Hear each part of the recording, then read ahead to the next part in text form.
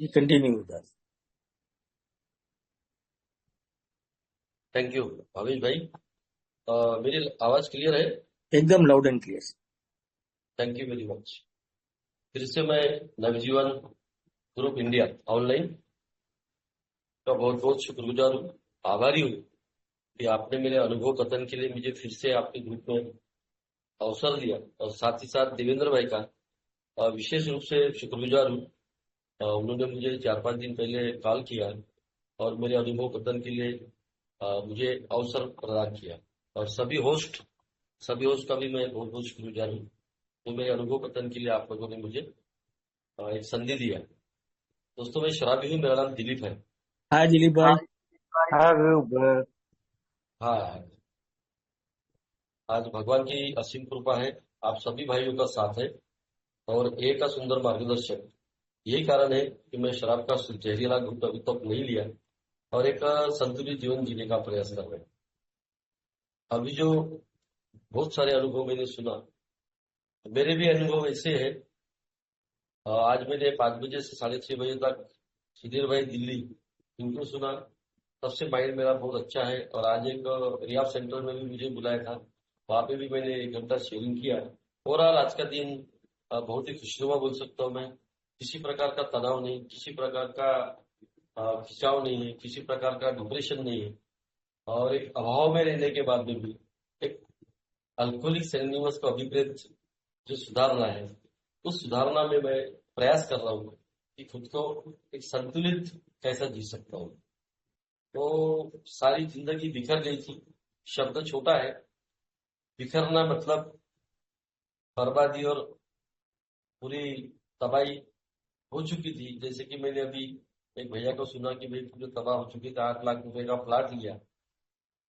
8 लाख हमारे लिए बहुत महीना करता है, सही बात है। 8 रुपए कोई इंसान नहीं दे सकता है, क्योंकि इतनी बेइज्जती हो गई रहती है, इतना नकारा हुआ इंसान रहता है मेरे समान, उसको कौन मदद करेगा। और आज का विषय भी इसी पर है कि to find one self be true, खुद के प्रति ईमानदार। ये हमारा जो 365 दिन होने के बाद में हमको एक मेडल मिलता है। अभी जो नया मेडल आया वहां पे नहीं है, उसके पहले जो मेडल आता था 365 दिन होने के बाद में, तो वहां उस मेडल में लिखा होता है, लिखा रहता था कि to find one self be true, खुद के प्रति ईमानदारी। अब मैं तो एक नंबर का कमीना आदमी था, छल कपट मेरे अंदर में बहुत ज्यादा प्रमाण में भरा था। तो ईमानदारी का तो कोई मायना ही नहीं था मेरे लिए, कोई भी मायना नहीं था। और मैं थोड़ा सा पढ़ा लिखा होने के नाते मैं किताबों में पढ़ता था कि भाई honesty is the best policy है, ईमानदारी सर्वश्रेष्ठ नीति है। ये मैं किताबों में पढ़ता था, ईमानदारी सर्वश्रेष्ठ नीति है। पर मैंने इस नीति को जिंदगी में अप्लीकेबल किया क्या?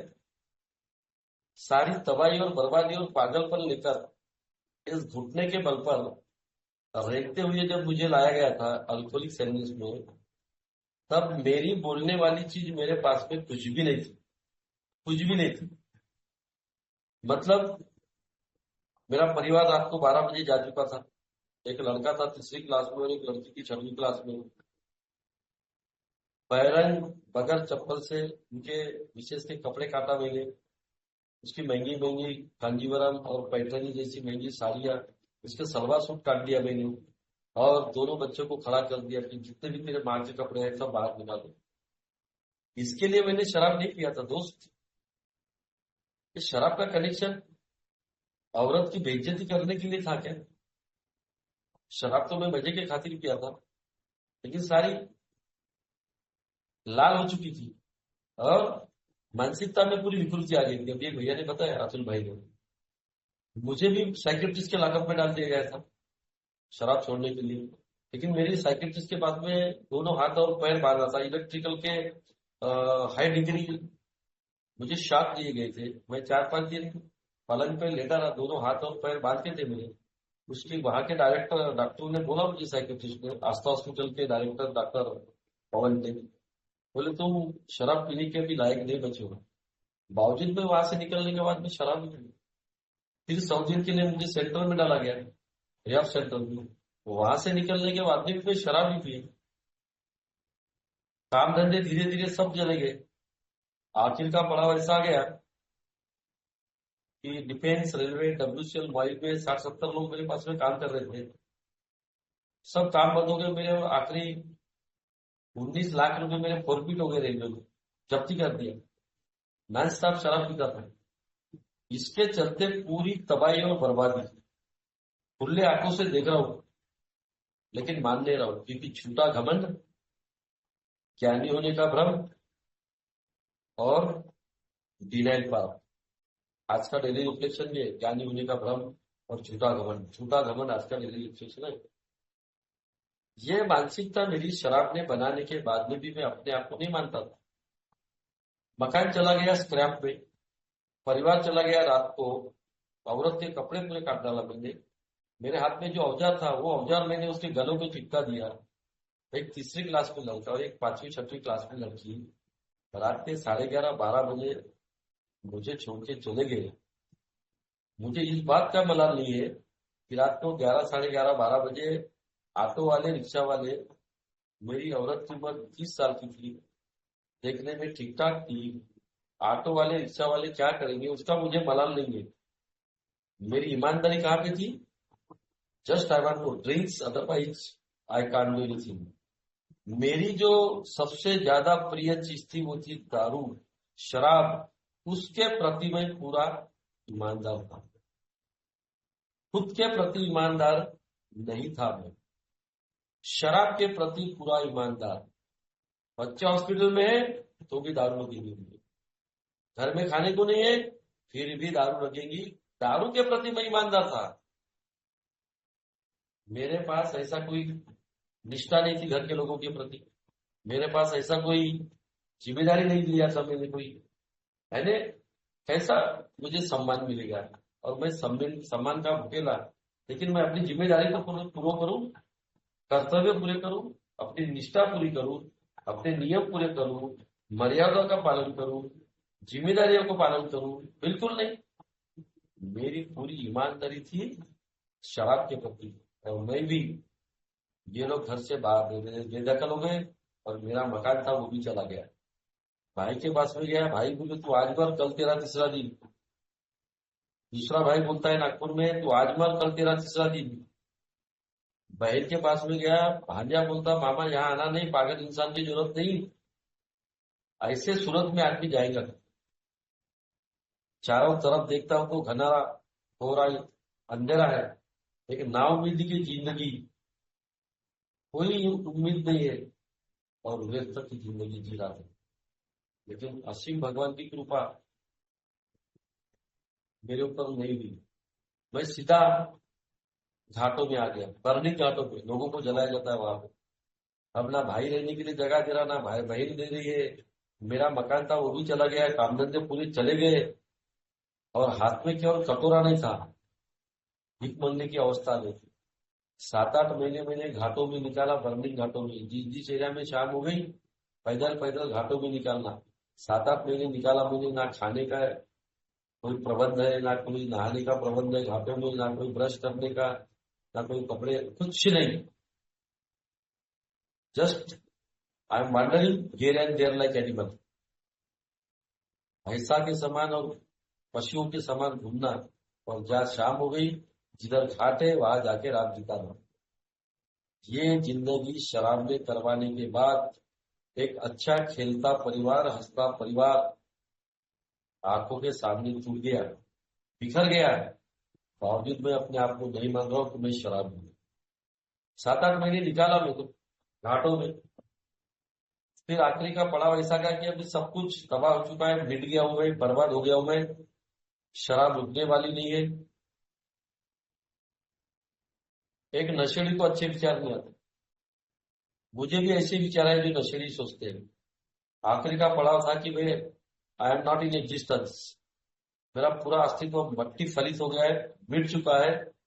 अभी गई हुई इज्जत नहीं आएगी, गई हुई शोहरत नहीं आएगी, परिवार चला गया है। औरत ने बोल दिया है कि भाई कसाई आदमी के पास में मुझे नहीं रहना है। कसाई इसलिए बोला कि मैंने उसके पूरे कपड़े काट दिए थे। कसाई इंसान के पास में नहीं रहना है, just I want to divorce. मुझे रेवर्स चाहिए, मुझे तुम्हारे पास में तेरे पास में नहीं रहेगा, ये बोल के चली गई। फिर कुछ नहीं बचा, सब कुछ जल गया। एक डिफेंस रेलवे डब्ल्यूसीएल में 60-70 लोग मेरे अंदर में, जिनके घरों का भरण पोषण कर रहा हूँ, और मैं स्वयं हाथ में कटोरा नहीं लेकिन भीख मांग रहा हूँ। मानसिकता पूरी विकृत, मेंटल डिसऑर्डर। ऐसे सूरत में जैसे नशेड़ी को विचार आते, मुझे एक विचार आया कि भाई आई कमिट टू सुसाइड। अभी जिंदा रहने कोई मतलब नहीं है, आई कमिट टू सुसाइड। आखिरी रास्ता डेथ। वो दिन था 20 जनवरी 2017, जो मेरा DOS है, डेट ऑफ सोवरेन। सुबह उठा मैं 20 जनवरी 2017 को, और मुझे 4-5 दिन से प्लानिंग कर रहा था मैं कि अभी सब कुछ तबाह हो चुका है, मिल गया है, मेरे पास मेरी बोलने वाली कोई चीज नहीं है, दारू छुटने वाली नहीं है, समाज में जो इज्जत गई है वो आने वाली नहीं है, ईमानदारी खत्म हो चुकी है। ऐसे सूरत में मरना तय। नशेड़ी को ऐसे ही विचारा। सुबह में मेरे भाई के पास में गया, मुझे लगा कि जिस भाई ने मुझे पढ़ाया लिखाया, मेरा भरण पोषण किया, इस भाई की माफी मांगू। सुबह 7 बजे भाई ने फिर से मुझे घर से भगा दिया। With in a fraction of second, आग उजलते गई। वैसे ही 1 साल सोबर मेंबर, वो मुझे जानता था और मैं उसको जानता था, एक ही बस्ती के रहने वाले। मैं वापस लौटा बैरन, भाई ने भगा दिया। ये मेंबर मेरा दोस्त था, 1 साल से जा रहा था, दारू बंद थी उसकी। मुझे बोलता है कि दिलीप, शराब छोड़ने की इच्छा है क्या? मैं बोला साले बकवास मत कर। दोस्त था मेरा। बोला साले बकवास मत कर, शराब छोड़ने के लिए बोला राष्ट्रपति शासन लागू हो गया मेरे घर में, तू क्या बात कर रहा है शराब बंद करने की? आवा बावा गंडा ताबीज नींबू नारियल हो गए, डॉक्टर्स हो गए, साइकेट्रिस्ट हो गए, रिहाब सेंटर भी हो गया। किस चीज की बात कर रहा है? नहीं, बकवास मत कर, शराब मेरी कहीं उठने वाली नहीं है। मुझे बोले एक रिट्रीट है बोले नागपुर में, वो था 20 जनवरी 2017। मुझे नहीं मालूम था रिट्रीट क्या होता है। चल बोले मेरे साथ। दोस्तों पहला दिन शरीर तपतपा रहा है, बॉडी में पूरा वाइब्रेशन हो रहा है। कौन शेरर है मुझे नहीं मालूम, क्या सब्जेक्ट है मुझे नहीं मालूम। बॉडी से पानी निकलना चालू, जिधर उधर से पानी निकलना चालू। 15-20 साल की शराब और गर्मी से भरा हुआ मेरी बॉडी। कितने दिन से खाना नहीं खाया था, कितने दिन से नहाया नहीं था, कितने दिन से ब्रश नहीं किया था। बस शरीर की बदबू आ रही थी, घाटों पे रहना, नहाना नहीं। पहला दिन बड़े कठिनाई से निकला, बहुत ही कठिनाई। पूरी बॉडी कंपन के समान, वाइब्रेशन, और पूरी सफोकेटेड माइंड के समान। बड़े मुश्किल से पहला दिन निकला, खाना नहीं हुआ। दूसरा दिन निकला, लोग चाव से मटन खा रहे थे, नॉनवेज खा रहे थे, मेरे से नहीं जमा। पानी से बाहर मच्छी को निकालो, जैसी मच्छी तड़पती है वैसी मेरी अवस्था हो गई। खतरनाक क्रेविंग्स, खतरनाक क्रेविंग्स। मच्छी को पानी से बाहर निकालो, जैसी तड़पती वैसी तड़प रहा हूं मैं। और वहां से भाग भी गया था मैं, लेकिन 1-2 ओल्ड टाइमर का ध्यान गिरा। अरे बोले वो नया आदमी भाग रहा है, बोले मेरे से रहना नहीं हो रहा था। ऐसा लगता था कि अब मरता कि तब मरता। बाजू में गाँव था, मैं बोला वहां पे महुआ मिल जाएगा, देसी मिल जाएगी। लेकिन ओल्ड टाइमर बड़े होशियार होते हैं। अरे बोले वो नया आदमी, बोले पहला दिन है, बोले वो जिनको बोले जा रहा है, बोले पकड़ के लाया मेरे को। मैं बोला यार मेरे को बहुत तड़प हो रही है, बहुत बेचैनी हो रही है, बहुत ही अस्वस्थ हो गया मैं। तो उन लोग मुझे ठंडा पानी शक्कर का बना के दिया। बड़े मुश्किल से दूसरा दिन 5 बज गए थे, सब लोग अपने अपने घर में जा रहे थे, एंजॉय कर रहे थे रिट्रीट का। मैं रुका था वहीं पे, क्योंकि मेरे पास में रहने के लिए जगह नहीं थी, मैं जाऊँ कहाँ। 1-2 मेंबर आए मेरे पास में, दिलीप बोले सब लोग जा रहे हैं, तुम क्यों नहीं जा रहे? बोला भाई मैं जाऊँ कहाँ, मेरे को तो घाट पे ही जाना पड़ेगा। क्यों? बोले मकान। बोला गया, परिवार। बोला गया, इज्जत सब नीलाम। मेंबर बड़े समझदार होते हैं हमारे अल्कोहलिक सर्विस, क्योंकि वो भी उसी अवस्था से बाहर निकले हैं। एक मेंबर बोलता है कि टेरिस खाली है, तेरी मर्जी, तो रह सकता है। जानेवारी महीना था दोस्त, और वो जो ठंडी जानेवारी महीने की, उसके घर वालों ने मुझे ब्लैंकेट दिया, नीचे में एक चटाई दिया, मुझे जब तक रहना है रह सकता है। Grace of God. उसको मैंने फिर उलट पलट के नहीं देखा। 3 महीने हो गए, स्पॉन्सर किया। स्पॉन्सर को अपने सारे हरदर्द, जीवन से समस्या, परेशानी, तकलीफ, तूफान सब बताने लग गया। लेकिन आखिरी का पड़ाव ऐसा गया कि 5 महीने हो गए थे, मुझे लगा कि मुझे इसमें मजा नहीं आ रहा था। मजा इसलिए नहीं आ रहा था कि मेरे पास में परिवार नहीं था। वहां से दोस्त ने जो रहने के लिए दिया था, उसके बगल में मेरे एक दोस्त का मकान था, एक छोटा सा रूम था 10 बाई 10 का। मैं वहां रहने गया, पंखा नहीं, इलेक्ट्रिक नहीं, पानी के अरेंजमेंट नहीं, कुछ नहीं, लेकिन मैं वहां निकाला 11 महीने। 5 महीने होने के बाद में लगा, सुशील भाई बोला मेरे को मजा नहीं आ रही, मेरे स्पॉन्सर है सुशील भाई। बोला मजा नहीं आ रहा मेरे को, ये भी मैं तालोबा के जंगल से आया हूँ, मैं तालोबा में नेशनल पार्क में जाऊंगा, अभी मुझे रस नहीं। बोला तुम्हारे ये सब 45 साल की उम्र हो गई, परिवार चला गया, सब कुछ तबाही हो गई है, काम धंधे सब चले गए हैं, और शराब छोड़ के करना क्या है। मैंने ये सवाल किया मेरे स्पॉन्सर को। दिलीप बोले तालोबा के जंगल में जाके क्या करोगे? क्योंकि नहीं मिले जंगल में, अगल बगल में जाओगे, साधन नहीं, कैसा करोगे? दारू फिर साथ में आएगी। मगर गुरु जी सब कुछ मेरा जल गया है, और तुम इधर में मेरे को दारू छोड़ने की बात कर रहे। तो बोले क्या जल गया है? तो बोला सब कुछ तबाही, बर्बादी और बिखर गया है, और सब कुछ जल गया। बोला सब कुछ जल गया, बोला तो बोलता है कि फिर बचा क्या है? तो वो मैंने बोला मेरे गुरु को, केवल मैं बचा हूं। तो उन्होंने बड़ा सटीक आंसर दिया। दिलीप बोले तू बच गया, बोले तो फिर जलाई क्या है? पर वाह क्या बात है। दिलीप बोले तू बच गया है तो फिर जलाई क्या है? बोले दिलीप तू मीटिंग कर, स्टेप पर चालू कर। अल्कोहलिक सेरेनिमस अलीखी दावा करती है, बोले जो गया हुआ वापस आ सकता है। जितने भी अनुभव सुना मैंने, सबके ये अनुभव थे। जो सब कुछ चला गया है वो वापस आ सकता है, बशर्ते फिर अपना सब्जेक्ट आ गया इसका, बशर्ते वीर साहब बोलते रिगरस ऑनेस्टी, मराठी में बोलते इसको पोटाच्या भेटरीपासून येणारी ईमानदारी, रिगरस ऑनेस्टी, कड़ी ईमानदारी खुद के प्रति। तो five one self be true, rigorous, rigorous ये शब्द डाला गया। कड़ी ईमानदारी क्यों बोला गया? मैंने शराब छोड़ने के लिए बच्चे के सर पे हाथ, औरत के सर पे हाथ, माँ बाप के सर पे हाथ, और भगवान के सर पे हाथ रखा हूं मैंने। लेकिन दूसरा दिन निकलने के बाद भी मेरी ऑनेस्टी खत्म, बेईमानी चालू। क्योंकि हैंगओवर, इतना हैंगओवर रहता था कि मैं कंट्रोल ही नहीं पाता था, कंट्रोल ही नहीं पा रहा हूँ। हैंगओवर दूसरे दिन, ईमानदारी गई भाड़ में। और लोग बोलते हैं कि ईमानदारी से बड़ा गहना कोई नहीं है। इज्जत आती है बोलते लोग। ईमानदारी से अगर मैं कृति करता हूँ, ईमानदारी से कर्म करता हूँ, जिम्मेदारी निभाता हूँ, तो ईमानदारी को कहना बोला गया है, सर्वश्रेष्ठ नीति बोला गया है। दोस्त मेरे को ये सब नीति, सर्वश्रेष्ठ कहना, ये बहुत दूर की बात होगी थी। मेरा एक ही धंधा था, बेईमानी। एक ही धंधा था मेरा, बेईमानी। मेरे गुरु ने बोला, दिल्ली बोले तो मीटिंग में आते रहे। बोला मिसेज बात नहीं कर रही है, अभी अगस्त महीना चालू होगा, अगले महीने में अगस्त 12 को हमारा एनिवर्सरी रहता है। मैंने मेरे गुरुजी को बोला मेरी मिसेस आई है आपको मिलने के लिए। क्या बोला? अभी मेरा पैसे होगा? बोले उनको सवाल तो करने तो पहले, क्या सवाल करती है? 12 अगस्त को मेरा एनिवर्सरी है मिसेस का, आई मिलने के लिए। मेरे गुरुजी को उसने पूछा, गुरुजी बोले सुशील भाई बोले आज मैं मालूम पड़ा कि ये 7-8 महीने से दारू नहीं पीता इंसान, तो क्या मैं इनके साथ में रहने जा सकती हूँ?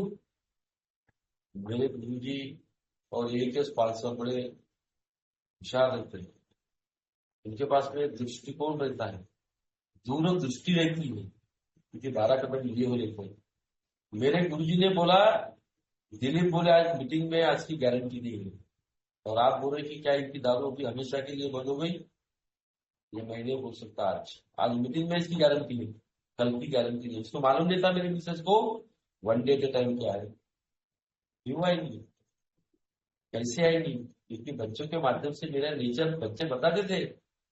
मेरे गुरु ने बोला, बोला गुरु जी बोला ये 8 महीने के बाद में भी नहीं आ रही तो फिर मैं मीटिंग करके करूँ क्या? क्योंकि मेरा ध्यान, मेरा आकर्षण, मेरा कंसंट्रेशन पूरा उसके तरफ लग गया था, परिवार की तरफ नहीं। मेरे गुरु जी ने बोला कि बोले प्रोग्राम को ईमानदारी से फॉलो करो, स्टेप वर्क कर, तेरी मिसेस वापस आएंगी। बोला कैसे आएंगी? अभी इससे पैचअप नहीं हुआ बोले तुम्हारा दोनों का, कि तुम्हारे अंदर में घमंड, गुस्सा बहुत ज्यादा है, तो तुम्हारे बच्चे के माध्यम से तुम्हारे मिसेस तक जा रहा है, इसीलिए कैचअप नहीं हुआ। गुस्सा है, घमंड है, खुन्नस है।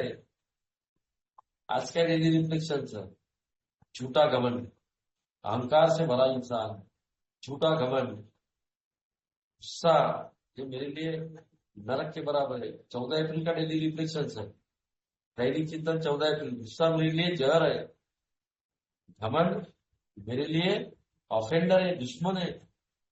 इसके ऊपर मुझे काम करना पड़ेगा। मुझे पहली स्टेप, दूसरी स्टेप, तीसरी स्टेप हो गई, फिर 4th स्टेप में मेरा आईना मेरे सामने ला के दिया। तो मैंने लिखा 14 कदम, और लिखने के बाद में मेरा ब्रेन स्कैनिंग हो गया। और तब बोला गुरुजी ने कि दिलीप बोले इसीलिए तुम्हारी मिसेस के साथ में कैचअप नहीं हुआ, लेकिन बहुत जल्दी आ जाएगी। 4थे कदम की इम्यूनिटी, गुस्सा, घमंड, पूरी ईमानदारी, इसमें भी ईमानदारी। अब ये प्रोग्राम लेने में भी ईमानदारी, क्योंकि 12/12 में क्लियर लिखा है कि मैं 12 कदम की अगर अवहेलना करता हूं तो मैंने मेरा मौत का फतवा जारी कर दिया, मतलब डेथ वारंट साइन कर दिया। ईमानदारी हर चीज में होना चाहिए। इसका कलर नहीं है, उसका वेट नहीं है, उसका कोई मेजरमेंट नहीं है, और उसका कोई डेस्टिनेशन नहीं है। ईमानदारी का और आध्यात्मिक का कोई कलर नहीं, क्रीड नहीं, वजन नहीं, मेजरमेंट नहीं। ये रियलाइज करने की बात है, ये मालूम ही नहीं था। फिर 11 महीने के बाद में मिसेस के साथ में कैचअप हुआ, और फिर मेरे गुरुजी ने बोला दिलीप, अल्कोहलिक्स एनोनिमस का प्रोग्राम केवल शराब से दूरी का नहीं है। और बीर साहब ने भी लिखा है कि the alcoholics anonymous programme is not a gate to sober. केवल और केवल शराब से दूरी का ये प्रोग्राम नहीं है। मुझे डिटॉक्स करना पड़ेगा, मेरे स्वभाव दोषों का डिटॉक्सिफिकेशन करना पड़ेगा, हुन्नस के ऊपर काम करना पड़ेगा, घमंड के ऊपर काम करना पड़ेगा, वो भी ईमानदारी के साथ में। अब मामला ईमानदारी का है, ये प्रोग्राम है पूरा ईमानदारी का है। अल्कोहलिक सेंस का प्रोग्राम कंप्लीटली रिगरस ऑनेस्टी की बात करते हैं बीर साहब। ये जो कड़ी ईमानदारी, मुझे प्रोग्राम के प्रति पूरा करना पड़ेगा। ये तो ग्रेट फाइन में लिखा है, मैं अपना तकिया कलाम बना लिया आजकल। ग्रेट फाइन में लिखा है कि इस मीटिंग में मैं कितने भी साल आके बैठूं, अगर मेरे में रत्ती भर भी सुधारना नहीं हो रही है तो इस मीटिंग में बैठने के बाद में भी मैं शराब पी के बैठा हूं। और उसका टाइटल है ड्राई सोबर, सूखा शराब। ये अवस्था मेरी थी, मेरे स्पॉन्सर ने पॉइंट आउट कर दिया ना। दिलीप बोले सूखा शराबी था, बोली तू स्टेप पर करना ही पड़ेगा, बोले मजबूरी से ही, लेकिन स्टेप पर करना पड़ेगा। खुन्नस है, घमंड है, गुस्सा है, भौतिकता, ये मेरे लिए बड़ी घातक चीज है, बहुत घातक चीज। ये तीनों चारों मेरे ऑफेंडर, मेरे दुश्मन, मेरे लिए जहर। बोले विशेष कैसे है? स्वभाव में परिवर्तन आना पड़ेगा। विनम्रता है ही नहीं, बोले जिम्मेदारी है ही नहीं। सही बात, विशेष अलग थी मेरे से। मैं कभी बच्चों के बारे में वो ईमानदारी से उनको किताबें लेके देना, उनको टाइम पे स्कूल पे छोड़ना, बिल्कुल काम नहीं हुआ। कर्तव्य क्या होता है पता ही नहीं, निष्ठा क्या होती है पता ही नहीं। मतलब पूरा निकम्मे बना था मेरे अंदर में, पूरा पूरा। कोई कर्तव्य कैसा करना है, जिम्मेदारी क्या होती है, कि यार बच्चे स्कूल में जा रहे कि नहीं जा रहे, मुझे कोई लेना देना नहीं है। ऑटो वाले को फी बराबर जा रही कि नहीं जा रही, किताबें बच्चों को मिल रहे कि नहीं मिल रहे, कोई ईमानदारी नहीं थी, पूरी बेईमानी भरी थी मेरे अंदर में। मर्यादा का कोई पालन नहीं, किसी की मर्यादा का पालन नहीं। इसलिए एक शेरर ने बोला, एक शेर सुना था मैंने, once and learner always an learner. बड़ी अच्छी बात बोला, जैसे once an alcoholic always an alcoholic. वो शेरर ने बोला था कि once an learner always an learner. मुझे जीवन पर सीखना पड़ेगा। पता इतनी बड़ी बात बोल दी, जबकि उनको 35, 40, 45 साल तक हो गए। वो इंसान बोल रहा है कि सोबराइटी इज वेयर बिगिनिंग, सात्विकता शराब से जुड़ी केवल शुरुआत है। 55 साल होने के बाद वो इंसान, वो मेंबर बोलता है कि भाई सोबराइटी इज वेयर बिगिनिंग, सात्विकता केवल शुरुआत है। लेकिन मैं क्या कर रहा हूँ, 5-6 साल के अंदर मैं ग्रेविटी में जा रहा हूँ। अभी भी किसी का मैसेज आया तो पहले अपने काम देखता हूँ, और इधर बोलता हूँ मैं आई एम रिस्पॉन्सिबल। कैसा होगा प्रोग्राम? स्टेप वर्क करना पड़ेगा मुझे, मेरी जरूर दोस्तों। स्टेप वर्क चालू हो गई, और ये जो कमीनापन था मेरा और बेईमानी थी, फूट फूट के भरी थी मेरे अंदर वो। और मैं सोचता था कि मुझे सम्मान मिलना चाहिए, मुझे इज्जत मिलनी चाहिए। कैसी मिलेगी? अरे कपटी था मैं, एक नंबर का बेईमान था मैं, एक नंबर का नाइंसान आदमी था। कौन मुझे घर वाले कैसे इज्जत देंगे? कौन भरोसा करेगा मेरे ऊपर? कौन भरोसा करेगा? हर जगह फरेब, हर जगह झूठा, हर जगह 420, हर जगह ड्रामे। कौन भरोसा करेगा? और अपेक्षा क्या कर रहा हूँ? मेरी इज्जत करना चाहिए, मुझे सम्मान मिलना चाहिए। इतना कपटी और इतना छल करने वाला इंसान, और मैं अपेक्षा रख रहा हूँ घर के लोगों से कि मुझे इज्जत मिले, मान सम्मान मिले। काय के लिए? अभी ये में आने के बाद में फिर स्पिरिचुअल प्राइड क्रिएट होता है, आध्यात्मिक घमंड। सब लोगों ने मेरे को पूछना चाहिए। क्यों पूछेंगे भाई? मैंने तीर मारा है क्या? कि कोई पराक्रम किया है क्या? कि बहुत बड़ा कोई परिश्रम उठाया है क्या मैंने?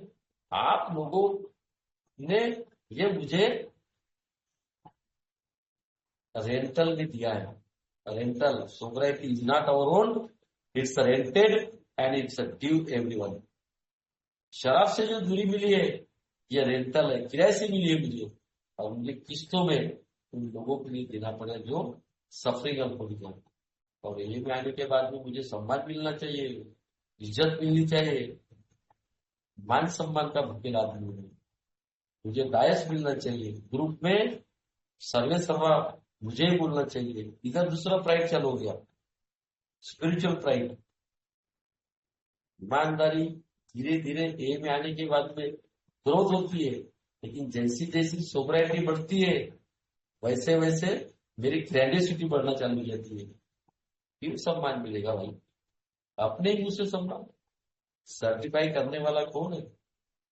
आज ए में आने के बाद भी मालूम पड़ता है कि पहले जो डायस पर जाता था, राजनीतिक, सामाजिक, धार्मिक, उस डायस पर जाता था तो खुद की आलोचना नहीं करता था। अभी इधर आलोचना करने का प्रोग्राम है खुद की। जितने भी शॉर्ट है बताना पड़ेगा मुझे, मजबूरी से ही। मेरी कमजोरियां मुझे, 5वां 6वां कदम, मुझे बताना पड़ेगा मेरी कमजोरियां, तब तो बात आगे बढ़ेगी। लेकिन मैं क्या हूँ, इधर स्पिरिचुअल प्राइड चालू हो जाता है, आध्यात्मिक घमंड। मुझे सम्मान मिलना चाहिए, सम्मान की भूख, इज्जत मिलना चाहिए। कैसे मिलेगी यार? सब लोगों का मैंने भरोसा तोड़ा है, कपटी इंसान हूँ, छल करने वाला इंसान हूँ, 420 करने वाला इंसान हूँ, टोपी देने वाला इंसान हूँ, और अपेक्षा क्या कर रहा हूँ कि मुझे सम्मान मिले। सम्मान की भूख बड़ी खतरनाक भूख है, सम्मान। ये प्राइड, आध्यात्मिक घमंड। लेकिन धीरे धीरे एक विश्वास आप लोगों ने दिया, श्रद्धा बढ़ने लगी, इस प्रोग्राम जब करी। और जब मैं, मुझे पहला मेडल मिला, उसके 1 महीने पहले मेरी विशेष आई, और थोड़ा सा घर का वातावरण बदल गया, थोड़ी विनम्रता आ गई, स्टेज पर चालू हो गया, स्पॉन्सर के माध्यम से लिखना चालू हो गया, और थोड़ा बहुत घर में परिवर्तन आ गया। सीबीएसई से निकालकर स्टेट गवर्नमेंट में बच्चों को डाल दिया। और क्या अपेक्षा कर सकता हूँ स्टेट गवर्नमेंट में, म्यूनसिपालिटी के स्कूल में क्या अपेक्षा कर सकता हूँ कि भाई बच्ची 10वीं में है, 30-35% इनकम मिल जाए और उसका 11वीं में एडमिशन हो जाए, ये अपेक्षा थी। लेकिन प्रोग्राम ईमानदारी का था, कि धीरे धीरे ईमानदारी को मेंटेन करने लगा, बच्चों के प्रति, परिवार के प्रति।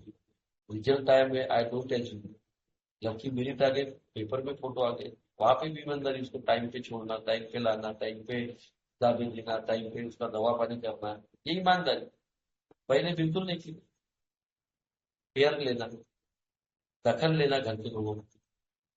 फिर 12वीं आ गई लड़की को, फिर 12वीं के साथ में भी उसकी जिम्मेदारी के साथ में अभाव भी, जिंदगी अभाव में जाएगी चलेगा।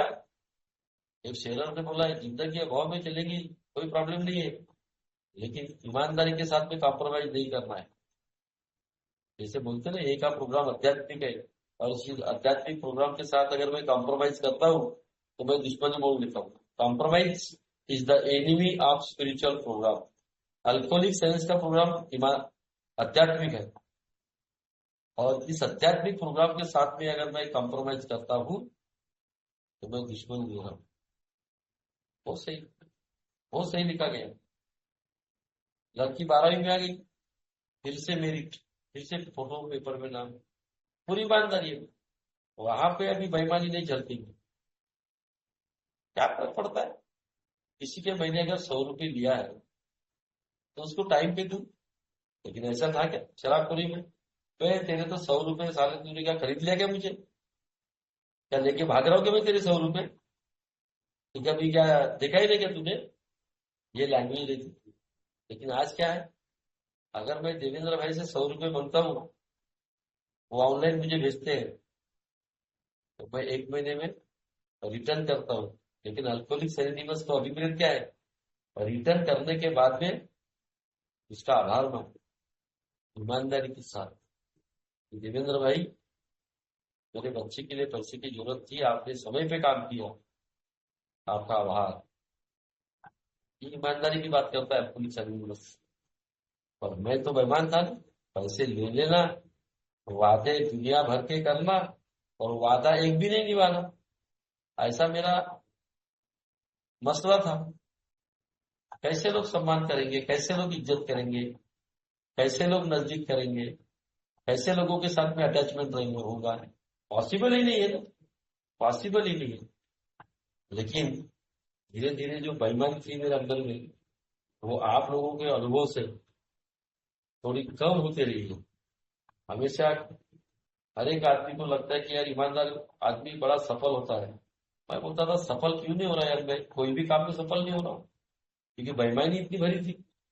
किसी भी प्रकार का मेरे साथ में कोई भी आदमी मुझे पसंद ही नहीं करता था। अरे यार, बोले वो नशेड़ी आदमी, साला पैसे बनेगा, फिर चोटें भरेगा, ईमानदारी उसकी खत्म हो गई। बोले कौन आदमी मेरे साथ में रहना पसंद करेगा? कोई तो आदमी रहना पसंद नहीं करेगा ना। अरे यार, उसका हमेशा का नाटक है, तो साला पैसे ले लेता है और देता ही नहीं, और पैसे मांगो तो हमको ज्ञान पिला देता है कि पैसे तुमने देखे क्या, हमने देखे ही नहीं क्या, मैंने देखा ही नहीं क्या। तो कौन पसंद करेगा यार? ना समाज में रत्ती भर इज्जत, ना घर में रत्ती भर इज्जत, ना बाहर में क्या रत्ती भर इज्जत। इस टाइप की मेरी धारणा थी। लेकिन धीरे धीरे इस प्रोग्राम को करते रहने से एंडिंग में ऐसा लगा कि यार ईमानदार व्यक्ति की जिंदगी में सुख और शांतिपूर्ण जीवन जीता है। मैं देखता हूँ एम, मेरे को कोई, मैं ओल्ड टाइमर नहीं, मुझे 10 साल भी नहीं होगी, 7 साल हुई है। लेकिन कुछ लोग मैं देखता हूँ, अभी हमारे हमेशा आते हैं देवेंद्र भाई हमारे विदर्भ में, हर प्रोग्राम में दिखते हैं मेरे को। अभी भावेश भाई भी आए थे, बल्ला से मुलाकात हो गई। लेकिन देवेंद्र भाई को देखता हूँ, उनके चेहरे पे एकदम विनम्रता है, दिखती नहीं साली किसी भी एंगल में बेईमानी।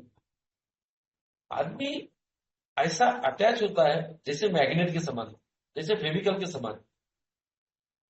क्योंकि जो मिला मुझे मिला है वो बांटना है, ये सुना था। ये तो गुजरात में क्या है, एक एक ग्रुप नहीं है क्या? क्यों आना पड़ता है देवेंद्र भाई को विदर्भ में बार बार? ये ईमानदारी का प्रोग्राम है, जो मुझे मिला है मुझे देना पड़ेगा। बहुत सही, वासिता होगा। तो ना समाज में इज्जत है मेरी, ना घर में इज्जत थी, ना कहीं पर भी नहीं थी। लेकिन खुद को बड़ा लकवा समझ रहा था मैं, क्योंकि बेईमानी इतनी कूट कूट के भरी थी कि शब्दों में बयान करना बड़ा कठिन है। और अपेक्षा क्या कर रहा हूँ? बदले में मुझे इज्जत मिले, सम्मान मिले। बदले में इज्जत सम्मान तभी मिलेगा जब मैं समाज में, परिवार में ईमानदारी मेंटेन करता हूँ। और मैं मेंटेन ही नहीं करता हूँ, कैसा मिलेगा मुझे सम्मान और इज्जत?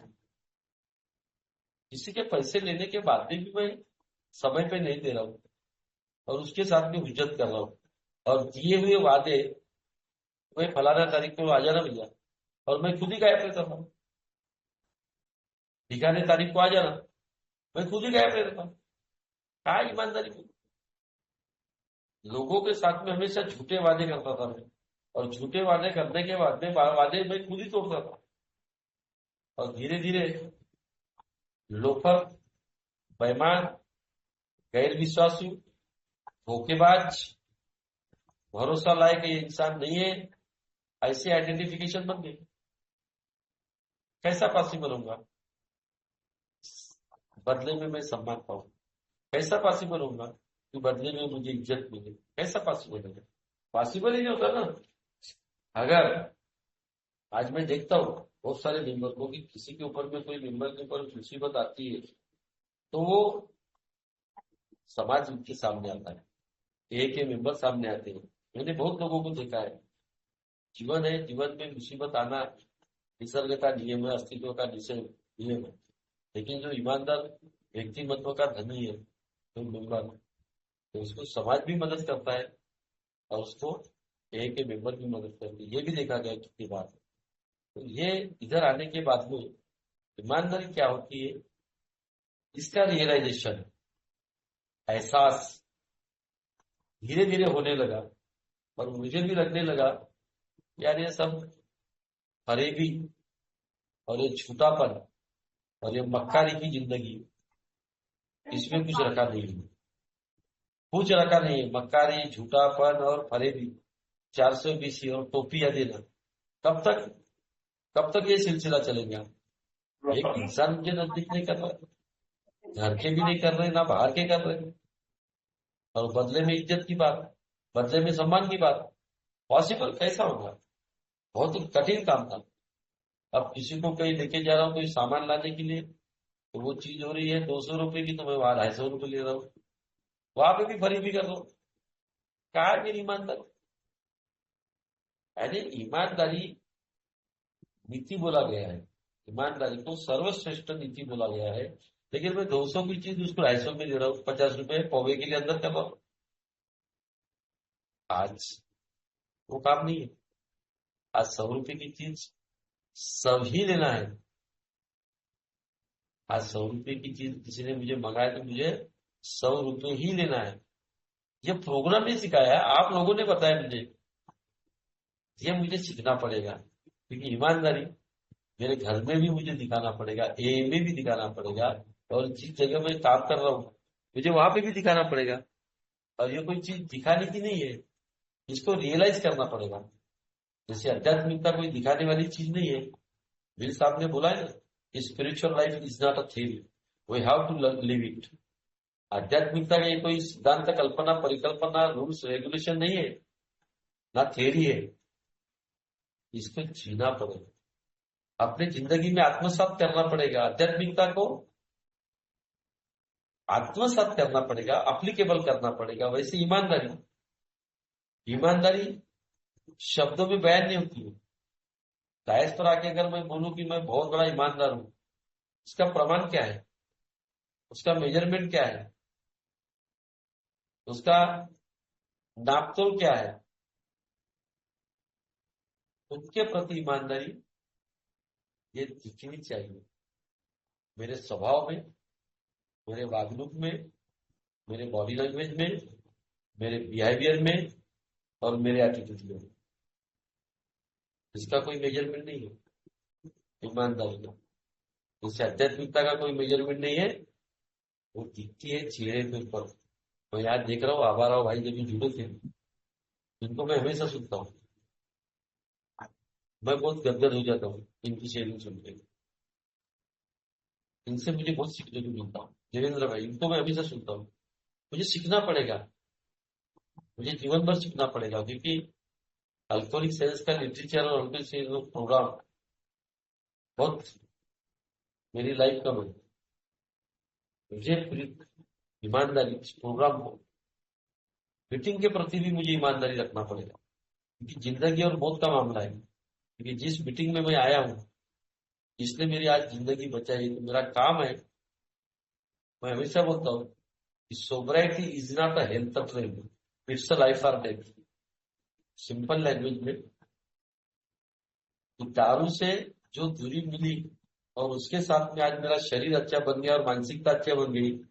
दो लोग पूछ रहे हैं इज्जत मिल रही है, सम्मान मिल रहा है, ये सब कुछ नहीं है। Sobriety is not a health trend, it's a life और डेथ। मैं जिंदगी और मौत के बीच में हूं। मुझे मीटिंग के प्रति भी पूरी ईमानदारी मेंटेन करना पड़ेगा कि ऐसा नहीं कि हफ्ते में 2 दिन है मेरे ग्रुप में जाऊं और बाकी 5 दिन कहीं जाऊं ही नहीं। मुझे बाकी के 5 दिन जाना ही पड़ेगा, क्योंकि मेरी जिंदगी और मेरी मौत इस मीटिंग में बची है। जिंदगी और मौत के मसले में हूं मैं आज। कोरोना की बीमारी आ गई, लोगों को मुर्दे जलाने के लिए जगह नहीं थी घाटों में, लेकिन मेडिकल साइंस ने रिसर्च और इन्वेंशन कर लिया है। आज उसके रोगी दिखते नहीं है, कोरोना के पीड़ित कोई दिखते नहीं है। कोरोना के पास में कैंसर का इलाज है। कोरोना का इलाज करने के लिए मेडिकल साइंस के पास में इन्वेंशन और रिसर्च कर सकते हैं। कैंसर का इलाज संभव हो रहा है, एड्स HIV का इलाज संभव हो रहा है, TB का इलाज संभव हो रहा है, लेकिन मैं जिस बीमारी में हूं, डॉक्टर विलियम डी सिल्वर ने बोला है, there is no chemical solution to a spiritual millennium. इस आध्यात्मिक बीमारी का रासायनिक उपाय पूरे ब्रह्मांड में नहीं है। और डॉक्टर कॉलजन ने बोला है कि मेडिकल साइंस में मैं एक भी शराब से दूरी की रिकवरी नहीं देखता हूं। तो डॉक्टर कॉलजन ने 90 साल पहले बोला है। मेडिकल साइंस को बोला है होपलेसनेस। एक शराबी की शराबियत रोकने के लिए medical science hopelessness and helplessness, असहाय, होपलेसनेस, कुछ काम का नहीं। ये बात डॉक्टर पॉल जंग ने बोला है और डॉक्टर विलियम डी सिल्वर्थ ने आज से 90 साल पहले बोला है, जब बिल साहब का इलाज कर रहे थे टाउन हॉस्पिटल में। तब उन्होंने ये बोला है कि कोई ना कोई एक आध्यात्मिक पावर, आध्यात्मिक शक्ति ही शराब से दूर रख सकती है। इसलिए उन्होंने बोला था, there is no chemical solution to a spiritual millennium. ये आध्यात्मिक बीमारी है और इस आध्यात्मिक बीमारी का रासायनिक उपाय नहीं है। तो इस मीटिंग के प्रति भी मुझे पूरा ईमानदारी बरतना पड़ेगा। मीटिंग के प्रति मुझे ईमानदारी इसलिए बरतना पड़ेगा क्योंकि मुझे मेरी जिंदगी और मौत है। स्पॉन्सर के प्रति मुझे ईमानदारी मेंटेन करना पड़ेगा। अगर जिस समय में मुझे स्पॉन्सर ने बुलाया है तो मैं वहां पे अपनी मनमानी नहीं करूं। रिलेशन स्पॉन्सर और स्पॉन्सर का जिंदगी और मौत का होता है। मैंने सुना था ऐसी स्पीकर मीटिंग में वो शेरर बोल रहे थे, स्पॉन्सर और स्पॉन्सी का रिलेशनशिप भी जीवन और मृत्यु का होता है। समय पे स्पॉन्सर ने अपनी स्पॉन्सी की अगर मदद नहीं किया है तो शराब पी सकता है, उसके बाद भी कोई पी सकता है। तो कहना ये था। तो ये ईमानदारी मुझे मीटिंग के प्रति पूरी बड़ी ईमानदारी के साथ में मेंटेन करना पड़ेगा। स्पॉन्सर के साथ में मेरे जो रिश्ते बने हैं उनके प्रति भी मुझे ईमानदारी मेंटेन करना पड़ेगा। ओवरऑल 12 कदम के प्रति भी मुझे ईमानदारी से कदम मुझे मेरी जिंदगी में लागू करना पड़ेगा। मैंने पहले बोला था देवी कि फील्ड बाय फील्ड में लिखा है, नहीं तो अगर ऐसा मीटिंग में केवल मेरी शराब अगर दूर होती तो आज बिग बुक में 5 साल, 10 साल, 15 साल, 20 साल, 25 साल ए में आने के बाद में भी शराब हाथ में आई और उसका परिणाम सब लोगों को मालूम है। आजकल लिटरेचर और ऑनलाइन मीटिंग में काफी लोग लिटरेट, मैं समझता हूँ काफी मेंबर लिटरेट हो गए हैं ऑनलाइन मीटिंग में 5-6 साल से। वहां पे जो रेफरेंस आ रहा है इसका मतलब क्या है? वो रेफरेंस मुझे मेरी मौत दिखा रहे, मेरा मौत का फतवा जारी हो रहा है, ये दिखा रहे हैं 5 साल के बाद में मीटिंग। मैंने मेरे स्पॉन्सर को सवाल किया था, बोला गुरुजी मुझे बताओ रिकवरी और सोबराइटी में फर्क क्या है? ये शब्द कान पर आते थे शुरू में, हिंदी में मतलब समझता था, पर एग्जैक्ट अल्कोहलिक एनोनिमस को अभिप्रेत इसका सिग्निफिकेंस क्या है, अर्थपूर्ण क्या है, क्या? मेरे स्पॉन्सर ने बोला रिकवरी का मतलब केवल मीटिंग से जाना आना, चाय पीना, घर जाना, केवल सुधारना। मैं बोला सोबराइटी। गुरुजी बोला सोबराइटी का मतलब क्या है? गुरुजी बोले 12 कदम की प्रैक्टिस स्पॉन्सर के साथ जो मेंबर करता है और उसके बाद में जो चेहरे में चार्मिंग्स आती है, एक चेहरे में ग्लो आता है, स्वभाव में बदलाव आता है, नेचर में बदलाव आता है, बॉडी लैंग्वेज में बदलाव आता है और एक विनम्र दिखेगा। सोबराइटी का मतलब उन्होंने ये बताया था हमको कि 12 कदम जो व्यक्ति अपने जिंदगी में लागू करता है तो उसका हर आयाम अलग रहेगा। और बोला गुरुजी मीटिंग केवल रिकवरी के लिए आपने बताया, इसीलिए मैंने बोला कि ग्रेपवाइन में जो तकिया कलाम मैंने बनाया इसीलिए कि इस मीटिंग में मैं कितने भी साल जाके बैठूं, अगर मेरे में रत्ती भर भी सुधारना नहीं हो रही है, इसका मतलब खुन्नस है, घमंड है, गुस्सा है, चेड़े चाड़े है, बाईबाजी है, भौतिकता है, डर है, जैसे के वैसे थे मेरे अंदर में 8 महीने तक। ये सारे जितने भी मेरे अकुशल कर्म मतलब स्वभाव दोष, तब मुझे बोला गया था इसके ऊपर में काम करना पड़ेगा, और वो भी ईमानदारी से। यहाँ पे भी मामला ईमानदारी का ही आया है। मुझे निरंतर काम करना पड़ेगा हर मायने में, हर आयाम पर। तो जो अल्कोहलिक एनिमल्स को अभिप्रेत सुधारना की बात करता है, ये अभिप्रेत सुधारना है। तो मैं जी सकता हूं, आज मैं बोल सकता हूं कि घर के परिवार के प्रति पूरी ईमानदारी बरतने का प्रयास ए में, सभी मेंबर के साथ में, मीटिंग के साथ में, स्पॉन्सर के साथ में ईमानदारी बरतने का प्रयास, और जहां काम धंधे वहां पे भी ईमानदारी बरतने का प्रयास शुरू है। दिनचर्या हमेशा चलती रहेगी, खत्म होने वाली नहीं है। इन्हें बोला है प्रोग्रेशन नॉट अ परफेक्शन। कभी परिपूर्ण होने वाला मामला नहीं है, मसला नहीं है, क्योंकि मेरा मसला शराब नहीं है। I am not addicted to alcohol और ड्रग्स। तो केवल 1 मिनट लूंगा, समय हो गया है, बल्कि ज्यादा हो गया 2-3 मिनट। आज मेरा मसला शराब नहीं है। I am not addicted to alcohol और ड्रग्स। मैं शराब का लती, गुलाम, लाचार, बेबस, मानसिक नहीं हूं। आगे लिखा है I am addicted to escaping reality not accept. मैं मेरी वास्तविकता को नहीं मानता। और आज का डेली रिफ्लेक्शन वही बताता मुझे, ego never accept the truth. घमंड, मेरा अहंकार मेरे वास्तविकता को नहीं मानता। तो ये अहंकार जब तक टूटेगा नहीं, मेरे अंदर में ईमानदारी नहीं आएगी, गुस्सा कम नहीं होगा, ईमानदारी नहीं आएगी, खुन्नस कम नहीं होगी, ईमानदारी नहीं आएगी। और जो भी मेरे 420 येड़े चाड़े और करीबी ये सब धंधे जब तक मेरे बंद नहीं हुए, और स्पॉन्सर के साथ में अगर मैं मदद करता हूँ, अपना उनकी मदद देता हूँ, तो मैं बोल सकता हूँ आज कि एक अच्छी जिंदगी अल्कोहलिक एनिमल्स को जो अभिप्रेत, जो ईमानदार व्यक्ति के बारे में जो बोला गया है, एक खुशनुमा जिंदगी, एक हैप्पी लाइफ, एक खुशनुमा जिंदगी, जो फिर से गया हुआ सम्मान मुझे मिल सकता है, गई हुई इज्जत मिल सकती है, और उसका रियलाइजेशन मैं आज 7.5 साल से कर रहा हूँ। दोस्तों, आप लोगों ने शांति से सुना, चेयरमैन साहब ने मुझे मौका दिया, आप सभी का तहे दिल से शुक्रगुजार हूँ। Thank you very much. धन्यवाद वीरेंद्र भाई।